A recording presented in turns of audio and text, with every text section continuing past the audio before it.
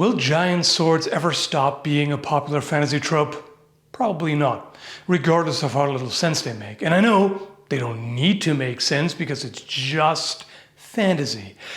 But there's still internal logic, right? The logic here being that there's superhuman strength at play. What if we had that in real life? The thing is, we actually sort of have a superpower in the form of technology. With machines, we can perform feats of strength that would have been absolutely unthinkable before. If that's the kind of thing you like to indulge in, today's sponsor of War Thunder's got you covered. It's a large-scale vehicular combat game with more than 2,000 tanks, ships, planes, and helicopters from a century of military history. The in-game models are highly detailed and geared towards realism. Individually destructible components and crew health are immersive and add complexity to the gameplay. Fortunately, it's not so realistic that you need to be a pilot to figure out how to even point the things in the right direction. The controls are intuitive and efficient, so you can just focus on tactical maneuvering and blowing stuff up, which will reward you with impressive visual effects. War Thunder is free to play on PC, PS4 and 5, and the recent Xboxes. New players who sign up through the link in the description get a bonus pack with boosters, premium vehicles, and other extras. Check it out. If you could come up with a super soldier serum that multiplies peak human strength by a factor of whatever, 2, 3, 4, 10, 20, 100. If that was possible, then giant swords would make sense, right? No. Well, maybe, but probably not. What is a sword? A miserable little pile of steel. I mean, what's the purpose of a sword? The practical purpose, status symbol and all that aside. Like any weapon, it's a force multiplier, just in a more refined way, I would argue. You have leverage, edges, points, all amplify and concentrate force. But you do that at very little impact on maneuverability. If you think about moving your bare hands, that's obviously the fastest and least energy intensive. As soon as you pick up an object to swing that around, it slows you down and requires more energy. A sword may do less so than many other weapons, absolutely dependent on the type of sword. There are types that require quite a bit of effort and energy and are not quick to swing around. What distinguishes a sword from most other weapons is its potential to retain much more agility compared to something like this, which has literally the reverse mass distribution. On a sword, most of the mass is in the hilt. On a hammer or an axe, most of it is near the end.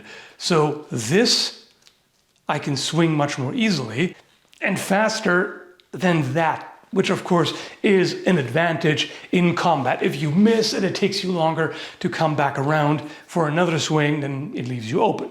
But what if you're strong enough that this feels like a sword or even lighter?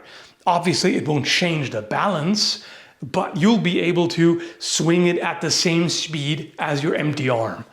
Then, of course, this is not a problem at all. This falchion here is not particularly nimble because it's comparatively heavy for a single-handed sword. In my hands, if I was 2 or 3 or 4 times stronger, it wouldn't be a big deal at all. I could absolutely swing it very fast. And that's generally the argument for huge swords.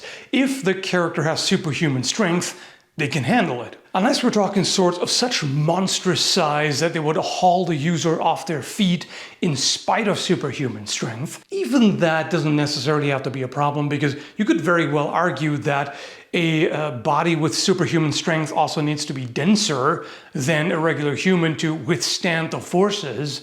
So superhuman strength might come with superhuman weight, at which point, all right, all fine and good. But even so, it's suboptimal.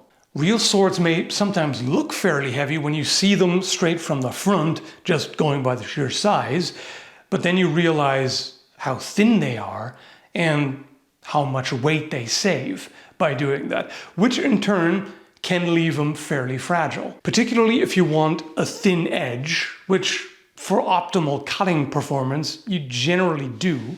You want to basically balance the cutting ability and the durability, because the thicker the blade is and the steeper the edge grind, the more damage resistant it is, but also the worse it cuts and the more energy it requires to successfully complete a cut. If you make them significantly thicker, they're much harder to damage, and they require more energy to swing around. Now, that sounds great in case of increased strength. So if you're at 2 or 3 or 5 times peak human strength, you can swing that around, no problem. But is there really no problem? At that point, you're generating that much more force. Sure, the thing is more robust, but how much harder are you hitting now? And there's still an edge. So if the edge is sturdier, it requires more energy to cut through, which, concentrates more force on a thinner piece of metal. So that makes it, again, more prone to damage. If you have a large, thick sword swung with 10 times human strength, or even 100 times, enough to cut a car in half, or a building, or whatever, that's still going to be damaged. Unless it's magically indestructible, you would most likely chip the hell out of the edge and very possibly bend or just shatter the whole thing. So why not use something more robust? Like a hammer or an axe, ideally with all steel construction, or whatever the best material is you have available. There are historical battle axes and war hammers with all metal hafts. Sometimes they're made of solid metal, sometimes they're a hollow tube with a wooden core inside to prevent the tube from denting, which would compromise its strength. You could do something like that for a character with supernatural strength, just upscaled to an extent. What I've got here is a kanabo or tetsubo, a studded wooden war club. So this thing would hit very hard and is not quite as fragile as a sword. Now, one problem is this is made pretty thick. This is oak wood, by the way, which of course naturally is quite a hard wood. But it's also made pretty thick, presumably to avoid this breaking. Because you can have a massive striking end and a skinny little handle that simply cannot support all that and would fracture under impact or just snap in half. Now, what makes this awkward is if you still have human-sized hands, this is a lot harder to hold on to. Like you can see that I can't actually fully close my hand here. My thumb doesn't wrap all the way around. This is depending on hand size, of course, but even the largest human hands will reach a point where they just can't hold on to it properly anymore. Like imagine this entire thing was twice the size. And now this is closer to that end as just the grip. And now you're trying to hold on to it like this and make sure it doesn't slip out of your fingers as you swing with superpower.